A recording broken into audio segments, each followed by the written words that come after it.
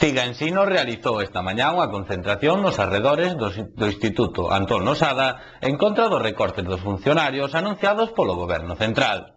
Bueno, hoxe estamos aquí manifestándonos, concentrándonos dentro dunha campaña de movilizacións que facemos por parte da Ciga Ensino para protestar contra as medidas anunciadas polo Goberno Central, medidas que nós calificamos de ineficaces e inxustas, xa que, lóxicamente, están recargando o que é o peso desta crise sobre os servizos públicos, cousa que empezaron facendo tamén sobre o que foron os traballadores.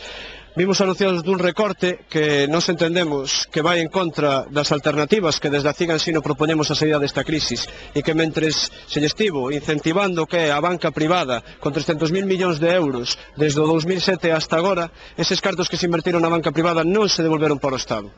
Agora mesmo vimos anunciados dun recorte que é ineficaz. No Estado español hai moitas cousas das que recortar antes de recortarlle os soldos funcionarios. Funcionarios que moita xente ten a concepción de que somos os privilexiados e se fai tamén campañas mediáticas falando de nós como se fóramos os vagos. Pero hai que ter en conta que hai un 27% dos funcionarios que son eventuais, non son fixos, e que máis do 70% dos funcionarios do Estado español cobran menos de 1.000 euros.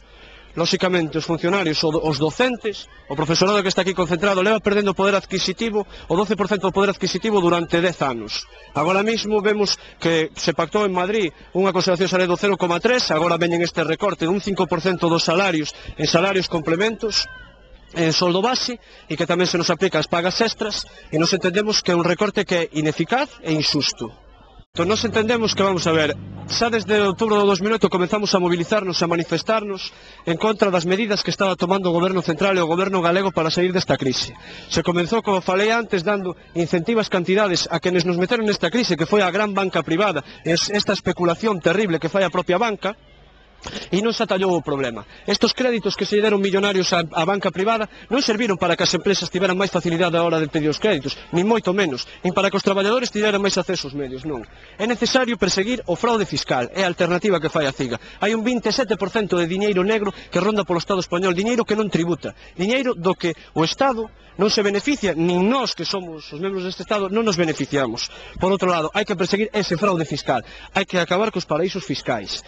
É necesario tamén acabar ca doble vida, esta xente que cobra fundacións como a Duquesa de Alba, que é o ente público que máis subvencións cobra a nivel de Estado. Hai que acabar tamén co que é a precariedade no traballo e hai que potenciar a empresa pública. Como pode ser que a enerxía, a electricidade forme parte da empresa privada, non sexa pública? Como pode ser que as eólicas non sexan públicas, senón que sexan privadas? As telecomunicacións, hai que potenciar esa empresa privada. E é necesario invertir nos servizos públicos, porque os servizos públicos son garantes de igualdade. En estes tempos de crisis deben ser amortiguadores, deben ser un colchón que amortigua as desigualdades sociais. Os servizos públicos non teñen que ser nin competitivos, nin teñen que ser rentables. Esa non é a súa función, non somos el Corte Inglés. Os servizos públicos, o ensino público, a sanidade pública deben de ser públicos, para todos. Que teña un mismo dereito a acceder a esa educación, tanto o neno que vive nunha chabola en Pollo como o fillo da Mancio Ortega. Eso do que se trata. Hai que tamén redefinir o sistema financiero galego. Eu necesito ter un instituto de crédito oficial galego. É necesario ter unha banca pública galega. E que estes créditos que se lle conceden á banca, que repercutan nas empresas e non se queden para que eles ganen millóns de euros ao ano, mentre por outro lado os traballadores e a empresa pública é quen paga a crise.